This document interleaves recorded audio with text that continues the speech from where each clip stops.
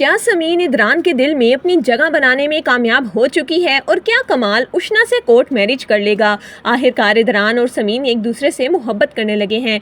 समीन इदरान के पास आती है और कहती है, इदरान आपने ये वाइट शर्ट क्यों पहन ली? ऑफिस जाने के लिए मैंने आपके लिए ब्लैक शर्ट तैयार की थी। जिस पर इदरान कहता है कि ठीक है, मैं ब्लैक पहन लेता हूँ। लेकिन समीन फौरन उसे रोकती है और कहती है कि नहीं, अगर आपने व्हाइट पहन ली है तो मुझे कोई एतराज नहीं। जिस पर इदरान कहता है कि नहीं, मैं अभी ब्लैक पहन कर आता हूँ। लेकिन एक बात है, मैंने देखा है कि आपकी जिम्मेदारियां काफी ज्यादा बढ़ गई हैं। पहले मैंने आपको इरहा की जिम्मेदारी दी, फिर आपने इस पूरे घर को संभाल लिया और अब आप मेरे भी काम कर रही हैं। जिस पर समीन कहती है कि इस सब में कोई बड़ी बात नहीं, ये मेरी जिम्मेदारी है इरहा का ख्याल रखना, और आप तो मेरे शोहर हैं। ये सुनते ही इदरान के चेहरे पर एक खुशी आ जाती है जो काफी सालों से खो चुकी थी।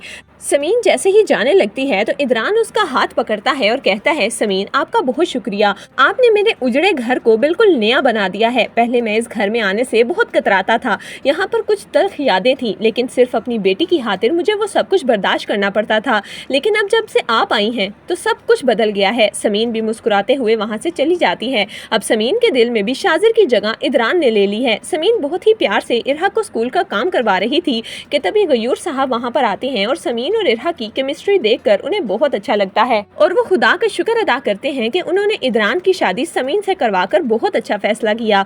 जबकि दूसरी तरफ शाइला अब काफी ज्यादा इनसिक्योर हो चुकी है। जब भी वो इदरान को समीन के साथ हंसता खेलता देखती है तो उसके अंदर एक आग लग जाती है। वो कमाल के पास आकर कहती है, कमाल अब हमें बेबी प्लान कर लेना चाहिए, हमारी शादी को काफी अरसा हो गया है। जिस पर कमाल कहता है कि शाइला तुम्हें क्या हो गया है? कुछ दिन पहले तक तो तुम ये नहीं कह रही थी, तुम तो कह रही थी कि तुम्हें अभी कुछ वक्त चाहिए और अभी तुम्हें बेबी प्लान नहीं करना, तो अब इतनी जल्दी क्यों है? जिस पर शाइला कहती है कि मैं जल्दी इसलिए कर रही हूँ क्योंकि समीन इस घर पर कब्जा जमा रही है। तुमने देखा नहीं इदरान और डैड समीन के कितने दीवाने हो चुके हैं। अब समीन का इस घर में होल्ड काफी ज्यादा हो चुका है और अगर ऐसा ही चलता रहा तो मैं और तुम सड़क पर आ जाएंगे। इसलिए बेहतर ये है कि हम बेबी प्लान करें और अपनी एक फैमिली कंप्लीट करें। जिस पर कमाल काफी ज्यादा परेशान हो जाता है, लेकिन शाइला को कहता है कि ठीक है, जैसा तुम कहोगी वैसा ही होगा। जबकि दूसरी तरफ समीन की माँ शुजात साहब से कहती है, शुजात साहब उशना के लिए एक रिश्ता आया है, आप क्या कहते हैं? अगर आपकी इजाजत है तो मैं कल उन्हें खाने पर बुला लूं?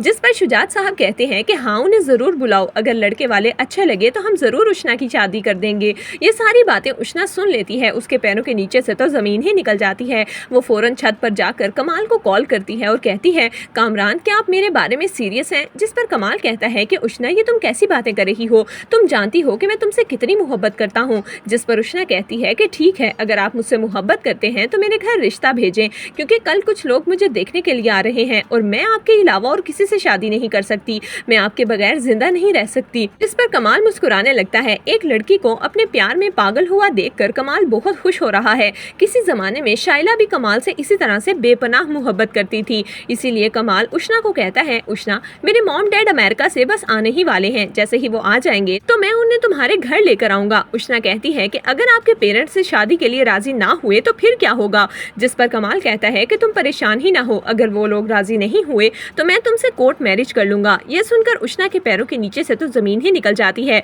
उशना परेशानी से कहती है कि नहीं कामरान, ऐसा नहीं हो सकता, अगर हमारे पेरेंट्स राजी ना हुए तो मैं ये शादी नहीं करूंगी। ये कहकर उशना फोन बंद कर देगी। तो दोस्तों, आपको क्या लगता है, क्या कमाल उशना से शादी करेगा या सिर्फ वो उसके साथ टाइम पास कर रहा है? आपकी इस बारे में क्या राय है, हमें कमेंट्स में जरूर दीजिएगा।